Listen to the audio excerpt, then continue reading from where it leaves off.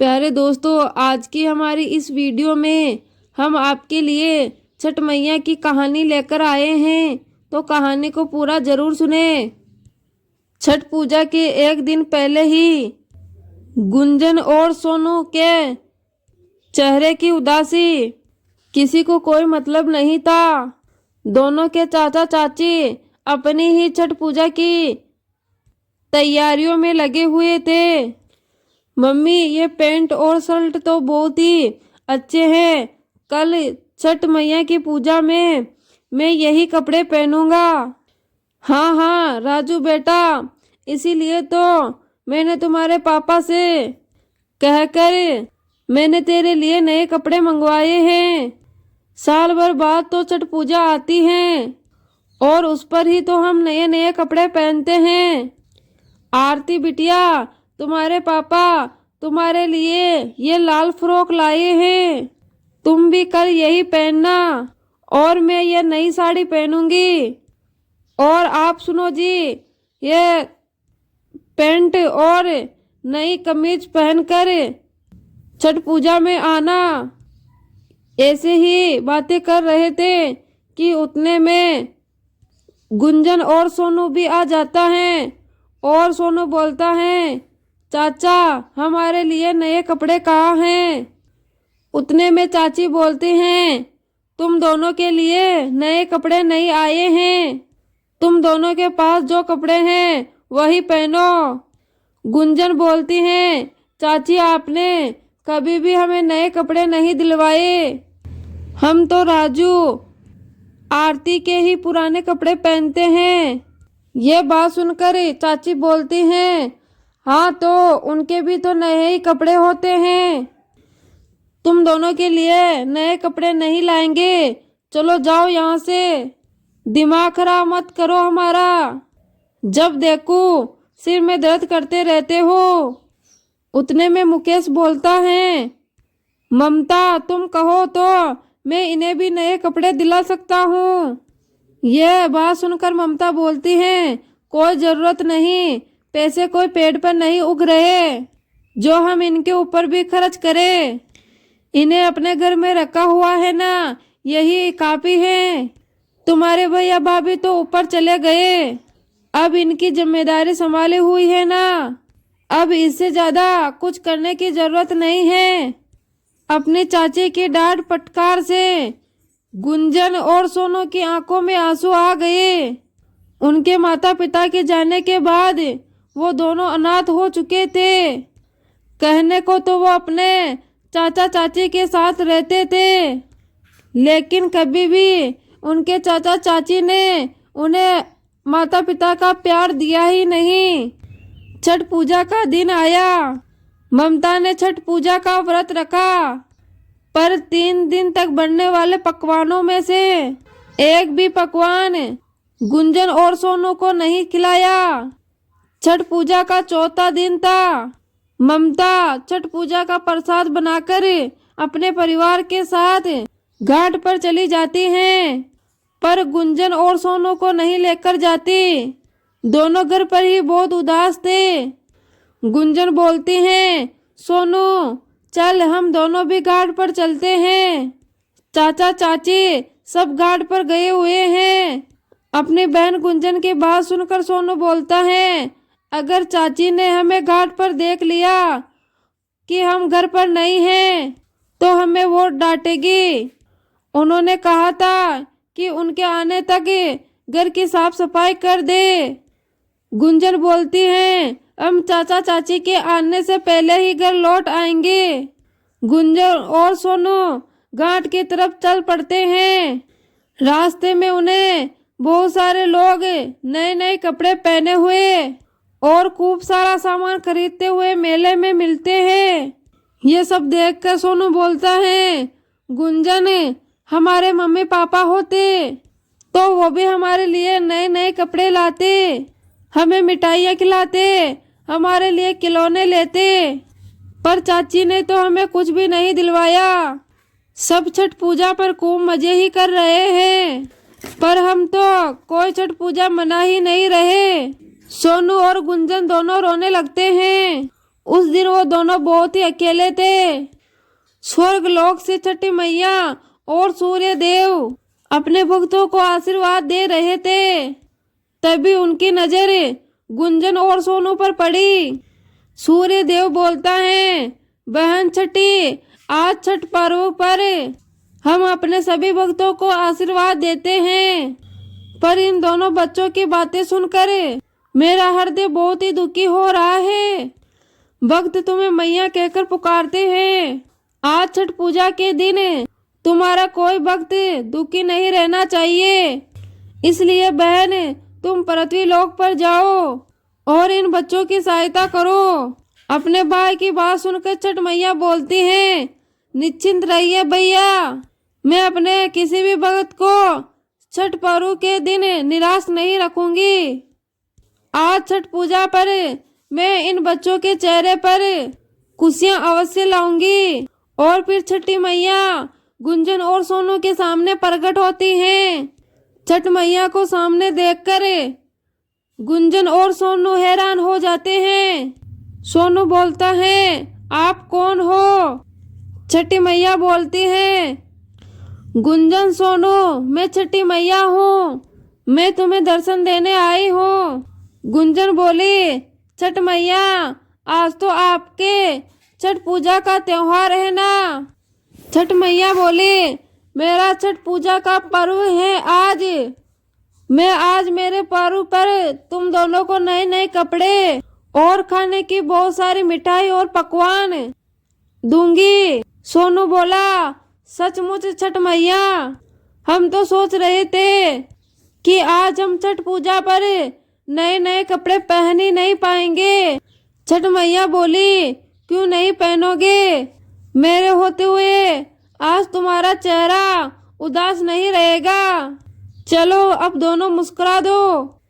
छठ मैया के चमत्कार से गुंजन और सोनू के पुराने कपड़े नए कपड़ों में बदल जाते हैं और उनके सामने ढेर सारे खाने के पकवान और मिठाइयाँ आ जाती हैं।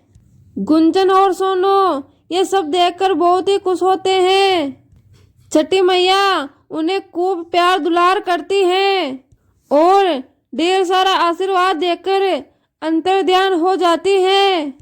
गुंजन और सोनू जब घर पहुंचते हैं तो उनके सुंदर कपड़े और हाथ में मिठाई की डिब्बे देखकर चाचा चाची गुस्से में हो जाते हैं। चाची गुस्से में बोलते हैं, मैंने तुम दोनों को कहा था कि मेरे घर से आने से पहले तुम घर को छोड़कर कहीं नहीं जाओगे और सारा घर साफ भी हो जाना चाहिए, पर तुम दोनों घर को गंदा छोड़कर सड़कों पर घूमने निकल गए। और अब ये बताओ, नए कपड़े तुमको किसने दिया? और हाँ, ये मिठाई के डिब्बे कहाँ से आए? उसका चाचा बोलता है, मुझको तो लगता है तुम दोनों ने कहीं पर चोरी की है। सच है ना? तुम दोनों ये चोरी करके नहीं लाए हो ना? ममता बोली, ये दोनों ऐसे नहीं मानेंगे। आज गरम गरम चिमटे से इन दोनों की पिटाई करूंगी, तभी ये सच और सीधे रहेंगे। ये बातें सुनकर सोनू बोला, चाची ये सब हमें छठी मैया ने दिया है। गुंजन रोते हुए बोलती है, चाचा हमने चोरी नहीं की, छठी मैया हमसे मिलने आई थी, उन्होंने ही हमें ये नए कपड़े भी दिए और साथ में मिठाइयाँ भी दी। ममता बोलती है, ये देखो साफ झूठ, 3 दिन से मैं भूखी प्यासी व्रत कर रही हूँ और छठ मैया को मुझसे मिलने आना चाहिए था, उनके दर्शन मुझे तो हुए नहीं। और तुम दोनों झूठ बोल रहे हो कि तुमसे छठी मैया मिलने आई थी। सच सच बताओ तुम दोनों को, वरना घर से निकाल दूंगी। जैसे ही ममता गुंजन और सोनू को गर्म चिमटे से मारने लगती है, तभी छठी मैया प्रकट होती हैं। वे बहुत ही क्रोध में थी। ममता, मुझे तुम्हारा छठ व्रत स्वीकार नहीं, मैं तुझे इस व्रत का फल नहीं दूंगी, क्योंकि तुमने मासूम गुंजन और सोनू को दुख दिए हैं। उनके बदले तुम मेरा आशीर्वाद प्राप्त करना चाहती हो, यह कदापि नहीं होएगा। मैं ऐसे भक्तों को कभी भी उन आशीर्वाद नहीं देती जो दिखावे के लिए मेरी पूजा और व्रत रखता है। उनको मेरा आशीर्वाद कभी प्राप्त नहीं होगा। तुमने अपने परिवार के लिए तो व्रत की तैयारियां कर ली, पर गुंजन और सोनू बेचारे अनाथ बच्चे हैं जिनके माता पिता नहीं हैं। उनके साथ इतना बुरा व्यवहार, इन मासूम बच्चों का क्या दोष है जो तुम इन दोनों को इतना दुख दे रही हो? मैं चाहूँ तो तुम्हें अभिश्राप दे सकती हूँ। तुम फिर पूरा संपूर्ण जीवन गरीब और दरिद्रता में बिताना। ममता रोते हुए बोलती है, नहीं नहीं छठी मैया, हमें श्राप मत दो, हमें माफ कर दो मैया, हमसे भूल हो गई, हमें श्राप मत दो मैया। गुंजन सोनू को हम अब कोई भी तकलीफ नहीं होने देंगे। गुंजन और सोनू को उनके चाचा चाची अब प्यार करने लगते हैं। सब मिलकर अब छठी मैया को नमन करते हैं और छठी मैया का क्रोध शांत हो जाता है। वो उन्हें क्षमा कर देती है और सबको आशीर्वाद देकर वो वहां से अंतर्ध्यान हो जाती है। और अब छठी मैया के आशीर्वाद से गुंजन और सोनू के जीवन में खुशियां लौट आती हैं। बहुत समय पहले की बात है। एक बूढ़ी अम्मा थी, उनके एक बेटा और एक बहू थी। बूढ़ी अम्मा छठी मैया की बड़ी ही परम भगत थी और हर साल पूरी विधि विधान से छठी मैया की पूजा और व्रत करती। परंतु उसकी बहू नई विचारों वाली थी। वो पूजा पाठ में कोई विश्वास नहीं किया करती थी। एक बार बूढ़ी अम्मा छठ पट करने की तैयारी कर रही थी।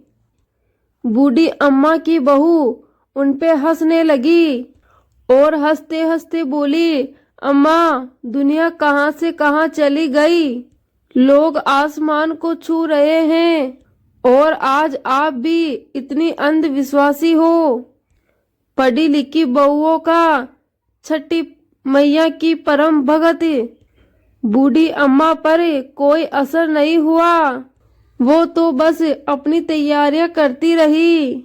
बहू फिर बोली, अम्मा, ये सब बेकार की बातें हैं। इस उम्र में 3 दिन तक भूखी रहोगी तो आप खुद पर ही मुसीबत लाओगी।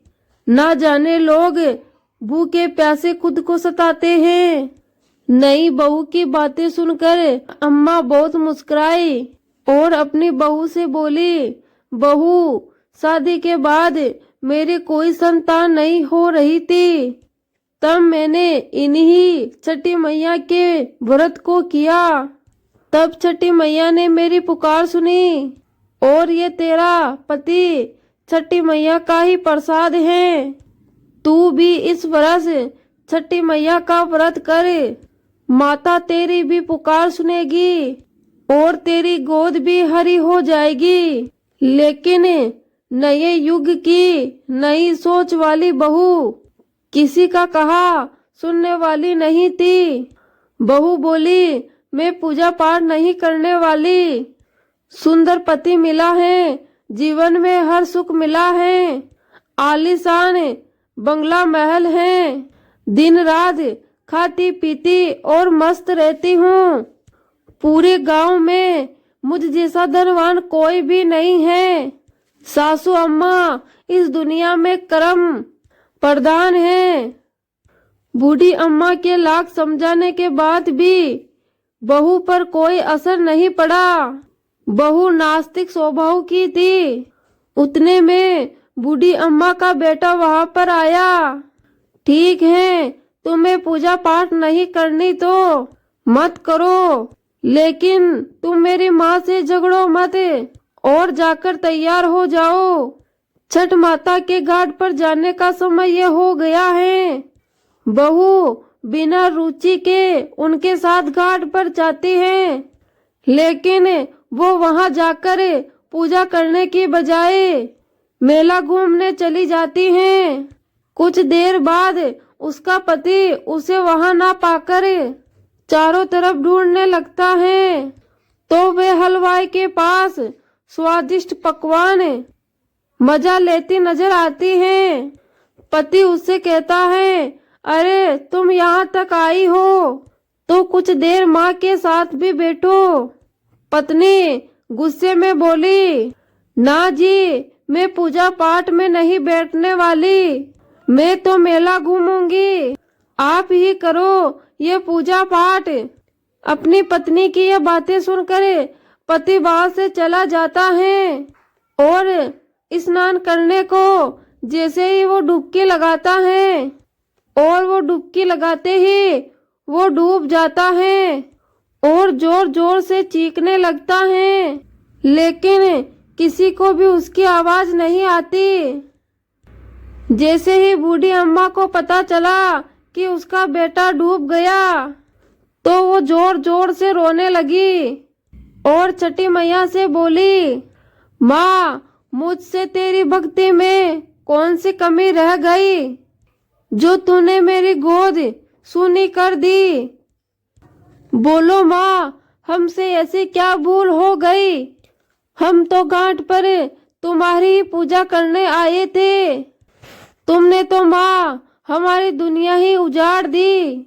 माँ, यदि मुझसे जाने अनजाने में कोई भी गलती हुई हो तो उसकी सजा माँ आप मेरे बेटे को मत दो।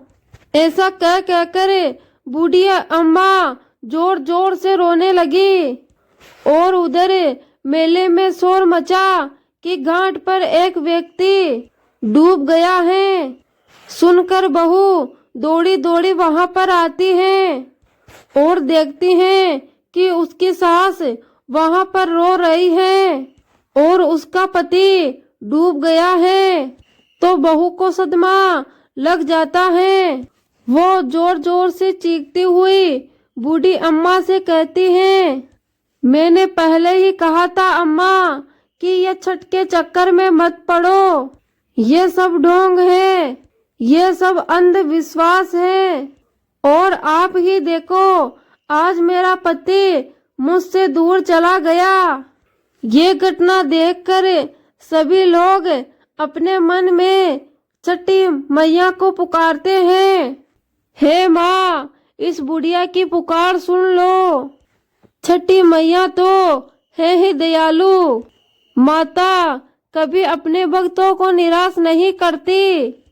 इधर अपने पुत्र के वियोग में बूढ़ी अम्मा जैसे ही जान देने वाली थी और वो जैसे ही नंदी में कूदने लगती है, तभी नंदी में से एक लहर उठती है और उसी लहर में से बूढ़ी अम्मा का बेटा बाहर आ जाता है। ये देखकर छठ घाट पर खड़े सभी लोग आश्चर्य में पड़ जाते हैं और सभी की आंखें खुली की खुली रह जाती हैं।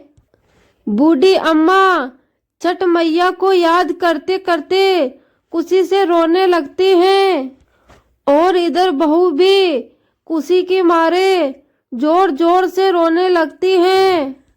इतने में तेज गर्जना के साथ छठी मैया प्रकट हुई और बूढ़ी अम्मा से बोली, मैं कभी अपने बच्चों का अहित नहीं करती। मैंने तुम्हारी बहू की आंखों से अज्ञान का पर्दा हटाने के लिए इसके पति को पानी में डुबोया था। मैं तो सदैव अपने बच्चों की रक्षा करती हूँ। इस कलयुग में जो भगत मेरी पूजा करता है, मैं उसकी मनोकामना पूर्ण करती हूँ। यह कहकर बूढ़ी अम्मा और उसके बेटे बहू को आशीर्वाद देकर छठी मैया वहां से अंतर्ध्यान हो गई और घाट पे खड़े सभी लोगों ने छठी मैया की जय जयकार करने लगे। प्यारे दोस्तों, ये है छठी मैया की पूजा की कहानी। कहानी को लाइक, शेयर, कमेंट और यूट्यूब चैनल को सब्सक्राइब जरूर करें। धन्यवाद।